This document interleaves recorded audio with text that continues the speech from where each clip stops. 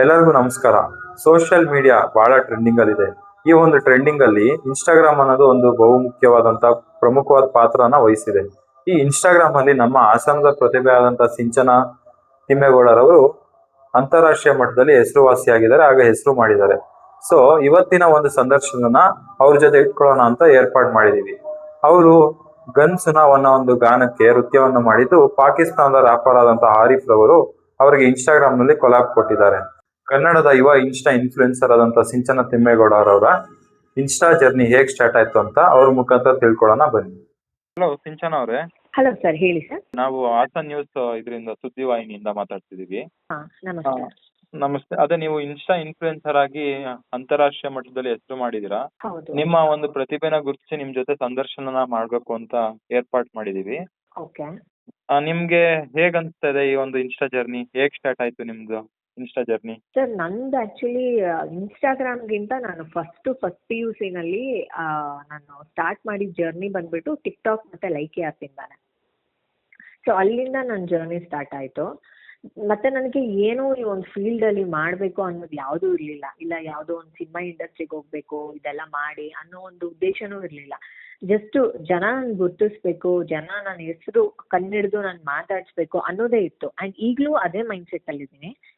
So ಆಗಿರೋದ್ರಿಂದ ಈ TikTok ban ಎಲ್ಲ ಆದಮೇಲೆ ನೆಕ್ಸ್ಟ್ ನಾನು ಇನ್ಸ್ಟಾಗ್ರಾಮಿಗೆ ಬಂದು ಅಲ್ಲಿಂದ ಜರ್ನಿ ಸ್ಟಾರ್ಟ್ ಆಯಿತು ಸರ್.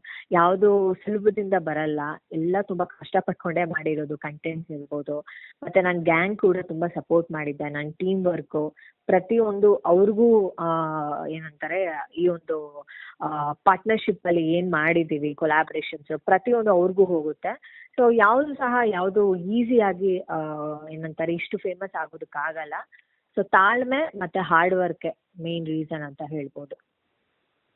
ಇದು ನೀವು ನೃತ್ಯ ಮಾಡಿರೋಂತ ಹಾಡು ಬಂದು ಗರ್ಲ್ಸ್ ಅನ್ನ ಹಾಡಲ್ವಾ? ಅದ್ರ ಬಗ್ಗೆ ಸ್ವಲ್ಪ ವಿವರವಾಗಿ ಹೇಳ್ತೀರಾ? ಹೌದು ಸರ್, ಗರ್ಲ್ಸ್ ಅಂಡ್ ಸಾಂಗ್. ಹೌದು, ಇದು ಮಾಡೋ ಟೈಮಲ್ಲಿ ನಂಗೆ ತುಂಬಾ ಭಯ ಆಯ್ತು. ಯಾಕಂದ್ರೆ ಪಾಕಿಸ್ತಾನ್ ಸಾಂಗ್ ಬೇರೆ, ಜನ ಹೇಗ್ ತಗೋತಾರೋ ಏನೋ, ಅದು ಬೇರೆ. ನಾನು ಕರ್ನಾಟಕ ಪ್ಲಸ್ ಕನ್ನಡ ಇನ್ಫ್ಲೂಯೆನ್ಸರ್ ಬೇರೆ, ಹೇಗ್ ತಗೋತಾರೋ ಏನೋ ಜನ, ಅದು ತುಂಬಾನೇ ನಂಗೆ ಟೆನ್ಷನ್ ಆಗಿತ್ತು. ಬಿಕಾಸ್ ಯಾವತ್ತೂ ಕೂಡ ಕನ್ನಡ ಬಿಟ್ರೆ ಇನ್ನು ಇಂಡಿಯನ್ ಇನ್ಫ್ಲೂಯೆನ್ಸರ್ಸ್ ಜೊತೆ ಕೊಲಾಬ್ರೇಷನ್ ಮಾಡಿದ್ದೀನಿ ಹೊರತು ಬ್ರ್ಯಾಂಡ್ಸ್ ಜೊತೆ ಯಾವತ್ತೂ ಇಂಟರ್ನ್ಯಾಷನಲ್ ಲೆವೆಲ್ಗೆ ಹೋಗಿರ್ಲಿಲ್ಲ. ಸೊ ಗರ್ಲ್ಸ್ ಅಂಡ್ ಸಾಂಗ್ ಬಂದ್ಬಿಟ್ಟು ಕಂಪ್ಲೀಟ್ಲಿ ಇಟ್ಸ್ ಪಾಕಿಸ್ತಾನ್ ರ್ಯಾಪರ್ ಅವರು ಮಾಡಿರೋದು ಗರ್ಲ್ಸ್ ಅಂಡ್ ಸಾಂಗು. ಸೊ ಈ ಗರ್ಲ್ಸ್ ಅಂಡ್ ಸಾಂಗ್ ಬಂದ್ಬಿಟ್ಟು ಏನಂತಾರೆ, ಇದು ಪಂಜಾಬ್ ಒಂದು ರೀಮಿಕ್ಸ್ಗಳು ಮಾಡಿ ಈ ಸಾಂಗ್ನ ರಿಲೀಸ್ ಮಾಡಿರೋದು. ಇದು ಬಂದ್ಬಿಟ್ಟು 2025 ಅಲ್ಲೇನೋ ರಿಲೀಸ್ ಆಗಿದ್ದು ಸರ್. ಸೊ ಇವಾಗ ನಂಬರ್ 1 ಆಗಿದೆ ಈ ಸಾಂಗ್ ಬಂದ್ಬಿಟ್ಟು ಎಲ್ಲಾ ಕಡೆ. ಅಂದ್ರೆ ನಮ್ಗೆ ಏನೊಂದು ಪ್ರಶ್ನೆ ಮೂಡ್ ಬರುತ್ತೆ ಅಂದ್ರೆ, ಇಲ್ಲಿ ಕನ್ನಡದಲ್ಲೇ ಮತ್ತೆ ಈ ಒಂದು ಹಿಂದಿಲಾಗ್ಲಿ ನಮ್ಮ ಭಾರತೀಯರದ್ರಲ್ಲೇ ಇಷ್ಟೊಂದು ಹಾಡುಗಳಿದ್ರು, ನೀವ್ ಯಾಕೆ ಆ ಒಂದು ಹಾಡನ್ನ ಇದು? ಹೌದು ಸರ್, ನೀವು ಹೌದು. ಆಕ್ಚುಲಿ ಸುಮಾರು ಜನಕ್ಕೆ ಇದು ತಲೆನಲ್ಲಿ ಬಂದಿರ್ಬೋದು.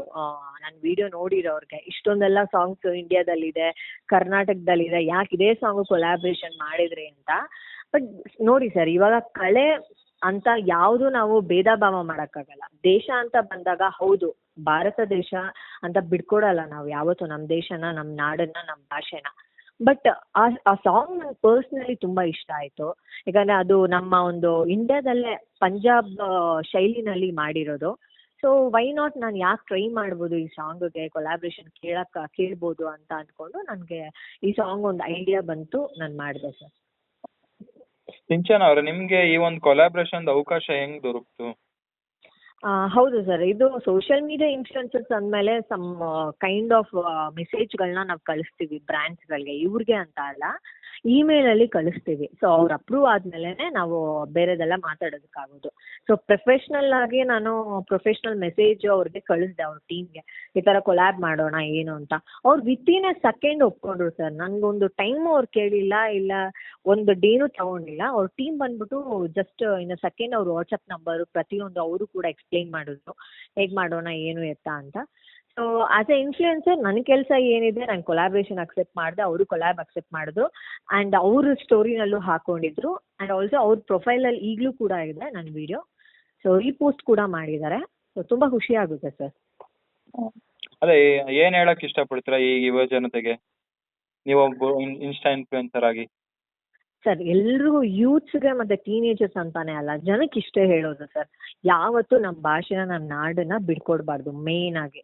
ಯಾಕಂದ್ರೆ ನಾನು ಇವಾಗ ಇನ್ಫ್ಲುಯೆನ್ಸರ್ ಆಗಿ ಇಷ್ಟೊಂದು ಫೇಮಸ್ ಆದ್ರೂ ಸುಮಾರು ಜನ ಇವಾಗ ನಾನು ನೋಡಿರೋ ಪ್ರಕಾರ ಸೊಸೈಟಿನಲ್ಲಿ ಒಂದು ಸ್ವಲ್ಪ ಬೆಳೆದ್ರೆ ಸಾಕು ಇಂಗ್ಲಿಷು ಇಲ್ಲ ಬೇರೆ ಭಾಷೆ ಅದರಲ್ಲೇ ಮುಳುಗೋಗಿರ್ತಾರೆ.